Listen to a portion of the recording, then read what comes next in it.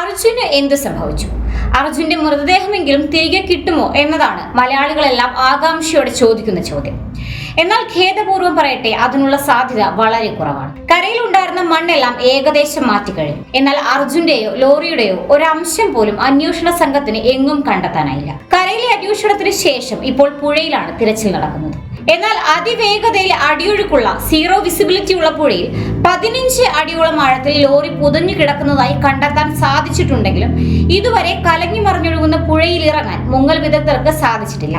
അത്ര ശക്തമായ അടിയൊഴുക്കാണ് പുഴയിലുള്ളത്. നാവികസേന ആധുനിക സംവിധാനങ്ങൾ ഉപയോഗിച്ച് നടത്തിയ തിരച്ചിലിൽ ലോറി കണ്ടെത്താൻ കഴിഞ്ഞെങ്കിലും അതിൽ ജീവനുള്ളതോ മരിച്ചതോ ആയ മനുഷ്യ ശരീരമുള്ളതായി കണ്ടെത്താൻ കഴിഞ്ഞിട്ടില്ല. അർജുനോടുള്ള സ്നേഹം കൊണ്ട് അയാൾ തിരിച്ചു വരുമെന്ന് കരുതുന്നവർ ഏറെയുണ്ടെങ്കിലും യാഥാർത്ഥ്യം മറിച്ചാണ്. എത്ര കരുത്തുറ്റ ക്യാബിനാണ് ലോറിക്കുള്ളതെങ്കിലും ഒരു മനുഷ്യന് 3 മിനിറ്റിലധികം ശ്വസിക്കാതെ ജീവിക്കാനാവില്ല.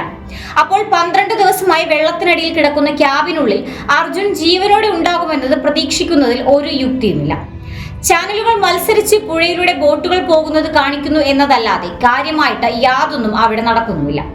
ഇനി നമുക്ക് അർജുന്റെ ശരീരം ഒരുപാട് പരിക്കുകളില്ലാതെ ലഭിക്കണമെന്ന് പ്രാർത്ഥിക്കുക മാത്രമേ ചെയ്യാനുള്ളൂ.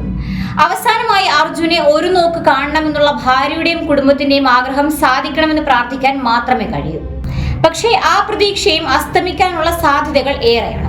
കാരണം ഒരു മനുഷ്യ ശരീരം 12 ദിവസം കേടാകാതെ ഇരിക്കില്ല എന്നത് ഒരു യാഥാർത്ഥ്യമാണ്. അത് നമ്മൾ നിഷേധിച്ചിട്ട് ഒരു കാര്യവുമില്ല. അർജുനും കുതിച്ചെത്തിയ മഴവെള്ളപ്പാച്ചിലിൽ ഒഴുകിപ്പോയിരിക്കാനാണ് സാധ്യതകൾ ഏറെ. അപകടം നടന്ന ഭാഗത്തു നിന്നും 8 കിലോമീറ്റർ അകലെ നിന്നാണ് ഒഴുക്കിൽപ്പെട്ട ടാങ്കർ ലഭിച്ചത്.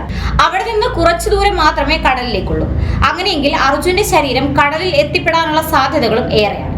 സ്കൂബ ഡൈവേഴ്സ് ബോട്ടുകളിൽ ഗംഗാവലി പുഴയിലൂടെ കറങ്ങി നടക്കുന്നതല്ലാതെ അവർക്ക് ഒന്നും ചെയ്യാനില്ല.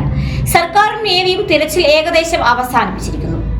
മലയാളിയായ റിട്ടയർഡ് മേജർ ജനറൽ ഇന്ദ്രപാലൻ നമ്പ്യാരും സംഘവും ഡൽഹിക്ക് തിരിച്ചു പോയിരിക്കുന്നു. തങ്ങളുടെ ഉദ്യോഗസ്ഥരുടെ ജീവൻ പണയം വെച്ചുള്ള ഒരു പരീക്ഷണവും വേണ്ട എന്ന നിലപാടിലാണ് നേവി അധികാരികൾ. ഇപ്പോൾ കാണുന്ന തിരച്ചിൽ ജനരോഷത്തെ മറികടക്കാനും സർക്കാർ ചെയ്യാവുന്നതെല്ലാം ചെയ്തു എന്ന് ബോധ്യപ്പെടുത്തേണ്ടതിനു വേണ്ടി മാത്രമുള്ള പ്രഹസനം മാത്രം. അർജുനെ ഇനിയും കണ്ടെത്താൻ കഴിയുമെന്ന പ്രതീക്ഷ നൽകി കഥകൾ മെനഞ്ഞു പ്രചരിപ്പിച്ച് തങ്ങളുടെ റേറ്റിംഗ് വർദ്ധിപ്പിക്കുന്ന മാധ്യമങ്ങൾ ഇനിയെങ്കിലും യാഥാർത്ഥ്യം പൊതുജനങ്ങളെ ബോധ്യപ്പെടുത്തി ഈ പരിപാടി അവസാനിപ്പിക്കണമെന്നാണ് ഞങ്ങൾക്ക് അഭ്യർത്ഥിക്കാനുള്ളത്.